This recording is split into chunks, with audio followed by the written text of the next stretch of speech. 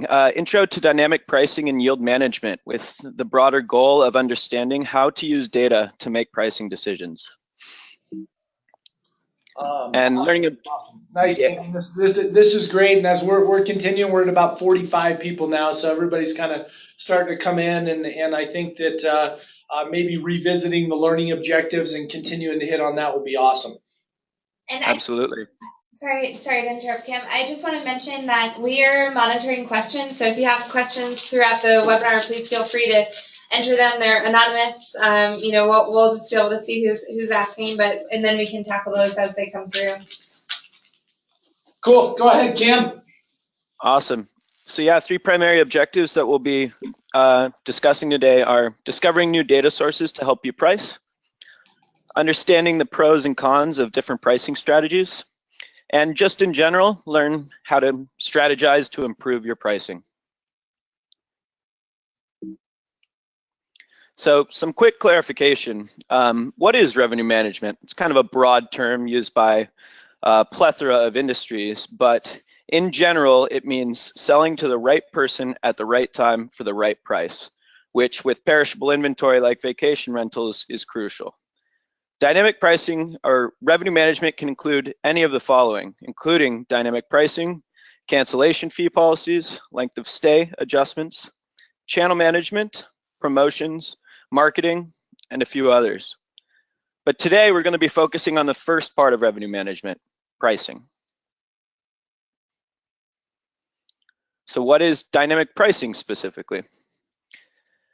The most basic definition is changing your price based on changes in supply and demand. So why is this important? Because demand changes a lot, as you all probably know.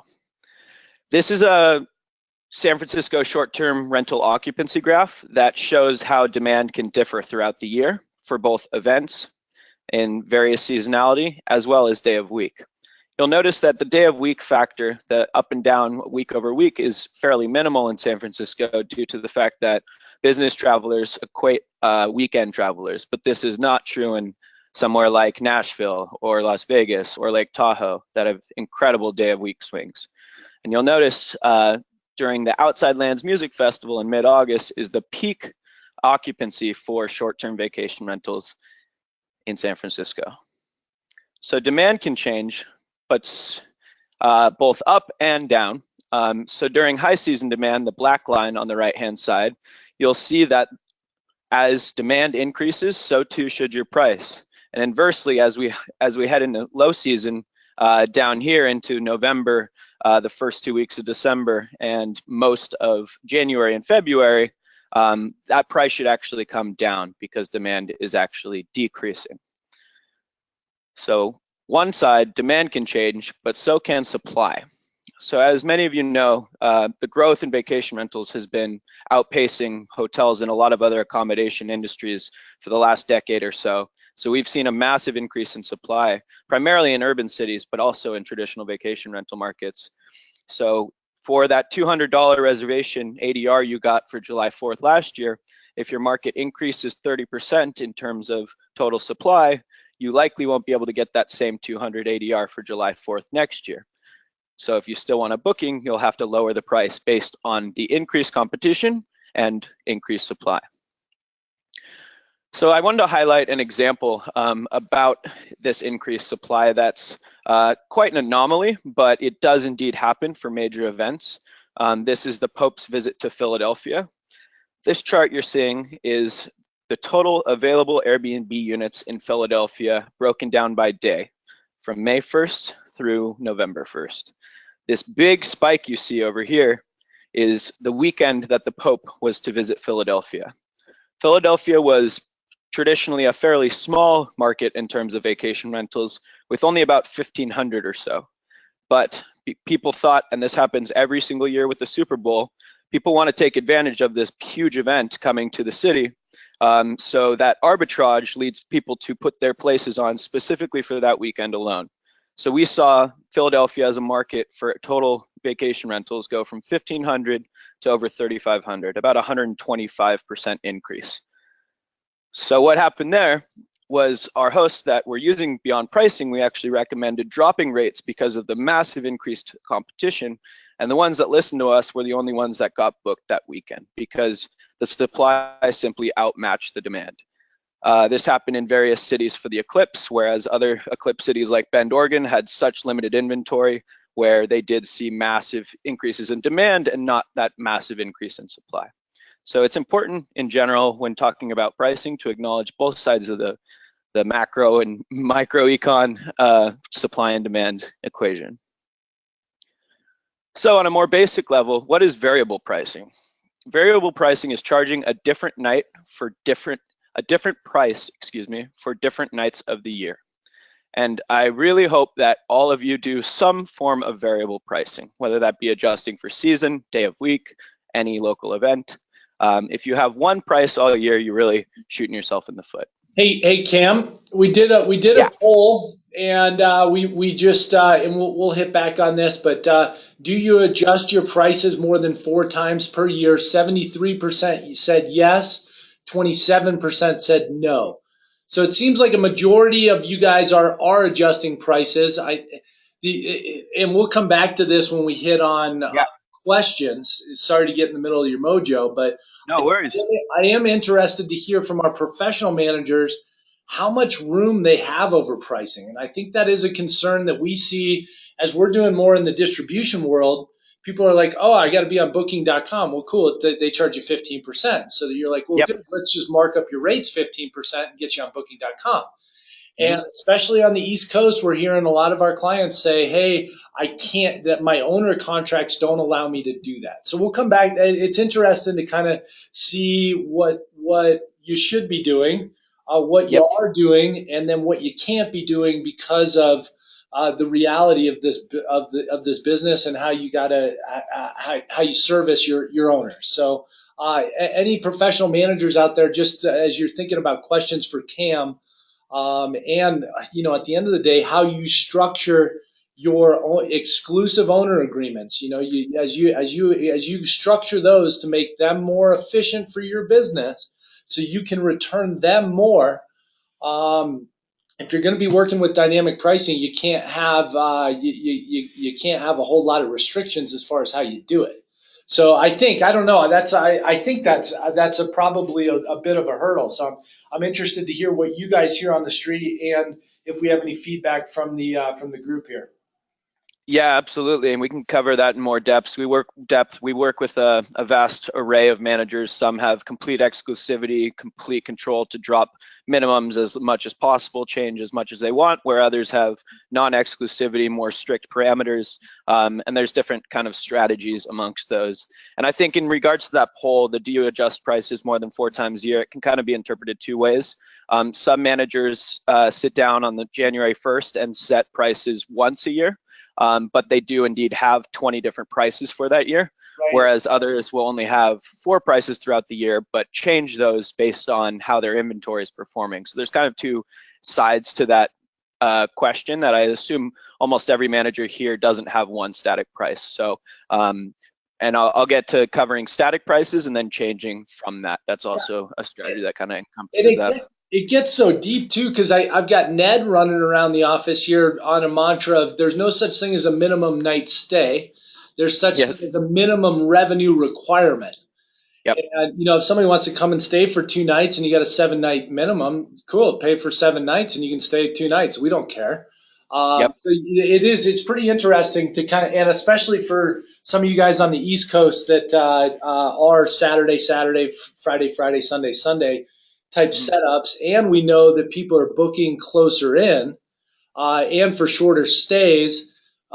Minimum revenue requirements as that builds into your pricing models. It's going to be interesting to see how that evolves for sure. Yeah, that's exactly it. And as revenue managers beyond pricing, we'd always prefer you to be 80% booked at $100 a night rather than 100% booked at $65 a night. So you can really take advantage of pricing strategies and have less occupancy but greater revenues. Cool. Okay, yeah, cool. I want to. It'll be interesting to hear how you guys deal with customers kind of on a one-to-one basis. How do you set, like, once we get through this, I want to hear kind of what your vision is for how they work with you. Like how do you Definitely. sit down and understand what the pricing should be on Hilton Head Island or Telluride or in Waikiki Beach? Like those are all very different avenues. So I'm interested to hear how you guys deal with that. Absolutely. That's actually a great segue into this example. This is a random manager in Homewood, Lake Tahoe. Apologies, I don't have a title on there. You'll notice that they have three prices throughout the year. One for low season and mid season, one for Christmas and New Year's, and then one for the summer as well. Where in contrast to Homewood occupancy, here's what Homewood occupancy looks like. So they are essentially overpricing dramatically during that low and mid season where they just have one static line here. They are likely getting booked for Christmas and New Year's because they're not increasing enough for that insane demand of nearly 100% occupancy for Christmas and New Year's and probably July 4th over here. But now we take a look at a sophisticated manager, and this is a national brand that's actually pretty decent at doing their own internal dynamic pricing. This is a same 2-bedroom right across the street, and this is how they are priced compared to how this other manager is priced. So in short, that basically shows how much of an opportunity there is in terms of taking advantage of both variable pricing and dynamic pricing in conjunction to optimize revenues and occupancy. So we have two, and this is actually what Peter just brought up. We have two general goals when setting prices. One is setting the initial static prices, which many of you think of as seasons. And then two, changing prices as demand changes. So if you notice that this year your July 4th occupancy is booking up way quicker than years prior, you might raise prices on the remaining available units you have. Or inversely, if it's July 4th is on a Wednesday this year, so demand's actually down, you might have to react and start discounting and running specials to try to even fill all those places for July 4th. So what kind of data can you use to help price? There's a few different options. One, and the most traditional, and I think it oftentimes comes from the real estate world, is comps. Two is occupancy of your own listing. So if you have 200 2-bedrooms in 3 different complexes, you can price fairly similar to how a hotel does in terms of using their own occupancy to monitor demand. 3, and the best, is you can use market occupancy. And what we prefer is actually forward-looking market occupancy, because July 4th this year might be different than July 4th last year, or the eclipse happened last year but is not going to happen this year. So the forward-looking market occupancy tends to be the most accurate data source you can use to price, which I'll cover a bit more in depth. So the first one is comps. So managers often use comps similarly to how real estate agents do, to find something of similar size in terms of bedrooms and quality, and simply copy its pricing. When trying to get a ballpark idea, if you have a brand new listing in a brand new market that you don't know much about, this is a decent starting point. However, there's some pitfalls you need to make sure you avoid. Finding the right comps, there's a vast spread of quality, even on similar sized bedroom places. And you also really want to avoid copying off of C or D students, which many, especially individuals in the vacation rental market, are in terms of pricing. So how do we find the right comps? This is actually our CEO, Ian McHenry's beach house down in Santa Cruz. It's a 3-bedroom. It's a little bit of an older bungalow and 6 blocks up from the beach. When doing a search on VRBO for 3 bedrooms, we find a spread of $249 to $700 as the average price, not putting in dates. So that's just averaged across their entire year. So how do you know which one to pick? You can try to find the one of most similar size and quality, which we did.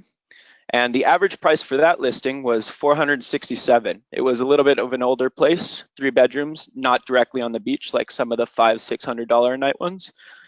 That being said, because he was using Beyond Pricing, his average price was significantly lower, but way more booked up comparatively to the comparable property. So had our CEO just copied this 467 average one, he probably would have only gotten booked up on the few holidays where they could actually attain that price. So in summary, while comps get you in the general ballpark of where to start pricing at, every property in vacation rentals is unique. And at the end of the day, the market truly sets your average price and not comps. And comps, especially if all of your competition are using that, is a price war to the bottom. So the main pitfall to avoid is copying off of D students. And I bring this up because it's a trap that many managers fall into because they're a little bit over obsessed with watching what their competition is doing. So this is an example on VRBO where the nightly rates are $450 for a weekday, $550 for a weekend in high season, and then in low season, $450 in a weekday, $485 on the weekends for low season. But as you can see in this graph of market data for this same market, the spread between weekday and weekend is much greater. So you would almost never get booked up during the weekdays. You would probably be underpriced in the weekends and booking out every weekend. So this, had you copied off of them, would have lost a significant amount of money because you're cheating off the wrong person. So if you do need to copy and not use software, I'd highly recommend looking at sophisticated managers, especially some of the larger national brands. They're getting better at it. So where to get this data? You can get it from listing sites like Airbnb, VRBO, Booking.com. You can get it from your competitor's website, or you can get it from a third-party software provider like Beyond Pricing.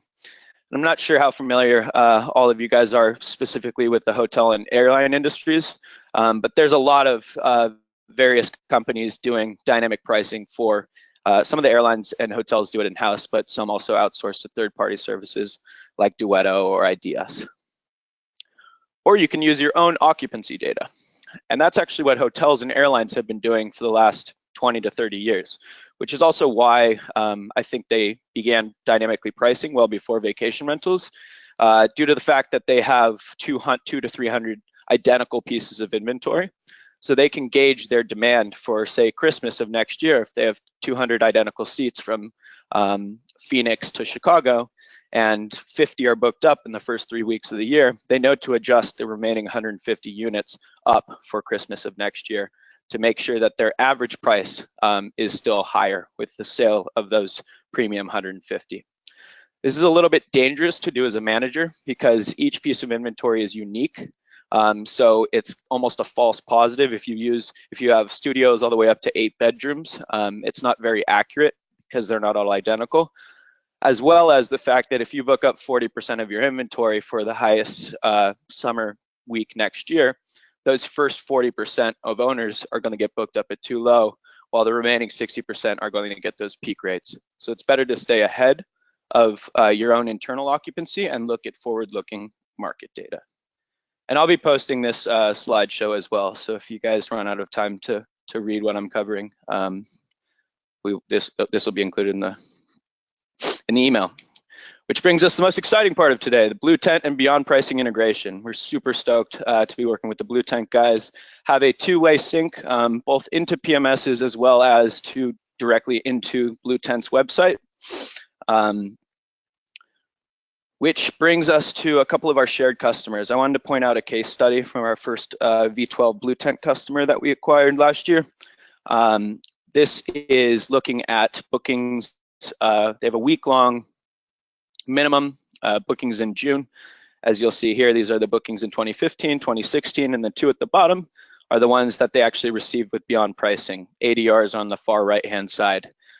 So because this manager used forward-looking occupancy using Beyond Pricing's automated price syncing, both into their PMS and directly to their Bluetent website, they were able to get a 10 to 13% increase in terms of ADR year over year. Specifically, we can watch them actually increase from 2015 to 2016. They probably realized the value of the unit was indeed up. And then using Beyond Pricing software, they were able to capture even more revenue for these peak demand weeks during the summer. So with this integration, what will prices look like on my website? I'm kind of the designer here at Beyond Pricing and absolutely love all the Bluetent websites. I smile when I see them because there's a lot of outdated websites in this industry. So there's a few options, and Bluetent does awesome designs. One, you can just show availability, which is kind of where hotels and airlines have moved in terms of hiding specific nightly rates. Vacation rentals are moving in that direction as well. I'm sure all of you remember the long rate tables that HomeAway and VRBO have recently hid. Airbnb went away with those about 3 years ago. Or if you do want to display the nightly rates, you can as well, which is the second example. But regardless, when a user submits dates for a quote on the Bluetent website, Beyond Pricing's nightly rates will populate directly from the PMS. This brings me to what prices actually look like in the Beyond Pricing calendar. We have a nice, easy to use, editable calendar that allows us to push rates both into your PMS as well as to your direct website.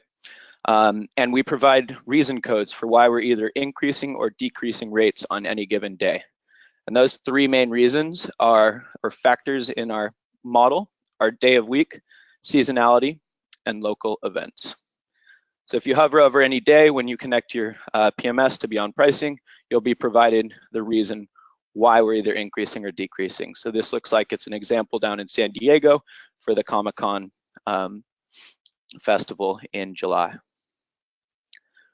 which we contextualize with the following. We actually have ample market data as well as nearby listings. We actually bought a company called SmartHost about 9 months ago and integrated some of their software into our platform. And all of this is just data to contextualize the nightly prices that we are pushing to your Bluetent website to give you a little bit of sanity to check what neighbors are pricing at, what historical occupancy look like in any week, what forward-looking occupancy look like. And we actually use data from Airbnb, VRBO, HomeAway, Booking.com, and Expedia. So we're truly channel agnostic and are able to dedupe, so we're not double, triple, and quadruple counting listings, with the goal of having an incredibly holistic understanding of how many vacation rentals are in any specific neighborhood, in any specific market, on any specific day. Just wanted to highlight, I know this is a ton of data and information, so please feel free to ask questions, but wanted to highlight a few of our awesome shared customers. I actually don't know how to see the attendee list, so if any of you guys are on this webinar, thank you so much. Vacation company over in Hilton Head, Meredith on the Oregon coast, Florida Spirit in Orlando, and Seabreeze down in San Diego. So that kind of wraps up my presentation, but excited to answer your questions with Peter. Thanks all for your time. Awesome, Cam. That was a great presentation. There's typically with stuff like this, there's more questions than answers right now. Yes. I know many of our clients are trying to figure out the best way to move into this pricing paradigm. And we get continually reminded of this every show we go to. You got to be better tech enabled, or you're going to get eaten up by vacation rental pros or turnkey VR or Vacasa. So you got to be better, and I think that's cool. I think that's what we're seeing out there. A couple things. If you're a Bluetent customer and you want to get special pricing and special love from the Beyond Pricing guys, the best way to get in touch with them and kind of get into their pipeline is bluetent@beyondpricing.com. So Cam will be monitoring that, and he makes sure that you get a little extra special treatment since we work together and take care of each other. So Bluetent@Beyond Pricing. So Julia, you want to go down a couple? We've got some good questions to work through here. Yeah, we've got great questions. The first is, does Beyond Pricing have an integration with Escapia or for HomeAway? Yes, we do. I probably should have covered all of our integrations, but we work with, we have integrations with Escapia, V12, Streamline, Guesty, and are coming out with Barefoot soon. So the cool part there is the sync, you guys. So it doesn't matter if you're on the phone or on the web or wherever you are, you're getting those dynamic prices kind of optimized through your PMS out to your e-commerce platforms, back to your phone sales team. So it's a centralized pricing module basically that connects what you guys are doing. So that's cool. Yeah. This Peter, one's you hit the great. nail on the head there. Oh, In terms of, yeah, the actual individual nightly prices, just to clarify for everyone. I know it might sound kind of like magic to try to get individual nightly rates into Escapia and V12 specifically, but we did spend about a year and a half building that integration to make our individual nightly rates work, both with the beauty of rate unit types in V12 and rate rules in Escapia. And that's all automated. The manager that uses Beyond Pricing, Beyond Pricing basically replaces as your pricing portal and can sync into Escapia or V12 once a day if no changes are made, or as many times as you'd like if you do make any edits or changes. and Cam, it's a little out of my pay grade, but those of you that are doing distribution through Boost to Airbnb know that nightly rates, and in the Booking.com now, as Bluetent's learning more about Booking.com, nightly rates are so important. Clean rates are so important. And we've found that our partners and customers that are using nightly rates through Beyond Pricing, they just get clean rates down to the penny. And I know that with Airbnb that can be extremely frustrating, especially. So just some food for thought, and worth reaching out to our Boost team, and worth reaching out to the Beyond Pricing team to kind of get more insight on that, because the it's a process for sure. I want to answer this next question. This is hilarious. Okay, it's what about guests that get quotes and then prices go up? Pete's been excited about this. I love this. Through. This is my favorite. Yeah. I mean, you guys did set your prices on the East Coast in January, and then you watch your and then start slashing it every week as things start. It's crazy. I don't shop on Expedia or Google Flights and expect to get the same airline ticket, the exact same price for the exact same everything. It changes all the time. Yes, Peter, great point. I was just going to bring that up. There's actually Right? Yeah. there's that really intimidating ticker that goes, you have 6 minutes and 48 seconds to complete this booking. So the airlines and hotels have brought it down to within minutes. What we're seeing in terms of property managers, it becomes just a basic business strategy on how long you want to honor quotes. This is also kind of in parallel with repeat guests that I'll get to after I finish this rant, but basically it's your business strategy to decide how long you want to honor quotes for, and we're seeing the average is probably about 3 to 5 days. 7 days is kind of the old standard for honoring quotes, but we've had managers that we work with bring it down from 7 to 5 to 24 hours, which they just make very clear to their reservationists when speaking and giving quotes.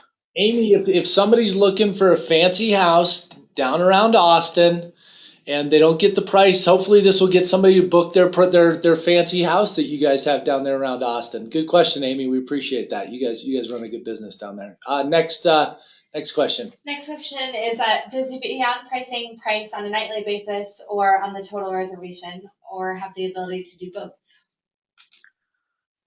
Great question, Gavin. Yes, we do have the ability to do both. We are centered on just pricing on an individual nightly basis, but we have an ample amounts of managers that do have Saturday to Saturday 7-night check-ins. So in that situation, your min. Uh-oh. Cam. Sorry, you just blinked out. What's going on there in San Francisco? I thought you guys had fast that week would simply be. Oh, is it slow? Okay, no, it's better now. I dropped out. I think you're back. Sorry, Okay. You're back. You kind of got into great question, then you kind of went mumbled, but I think that's yeah. Got it. So yeah, we price nightly basis or whatever your min stay schema is, just the total sum of our nightly rates for that period, whether it be 5 nights, even 30 days, whatever your min stay schema is, we just sum up our nightly rates for that period. Cool.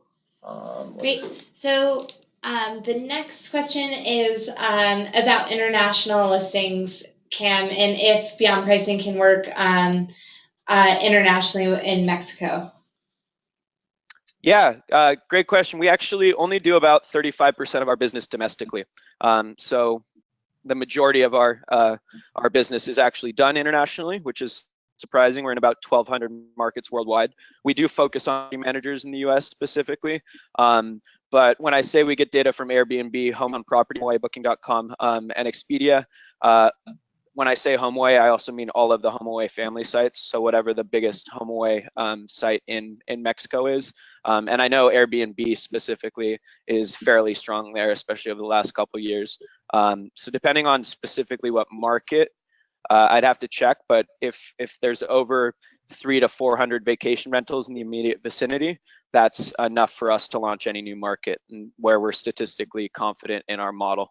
So Cam, you're saying it doesn't matter where you are in the world, you should be priced efficiently and effectively. Is that what you're saying? Unless you have a monopoly in a market that has maybe 120 listings, like Shaver Lake in California. I had a manager that really wanted data from there, but he had exclusivity on 120 of 135 rentals around the lake. And in that situation, you should probably run it more like a hotel based on your own inventory, just because you are basically running the monopoly. But that's a very extreme case that we don't see very often. So that's an action item for a lot of our managers. Go create a monopoly wherever you are. Yes.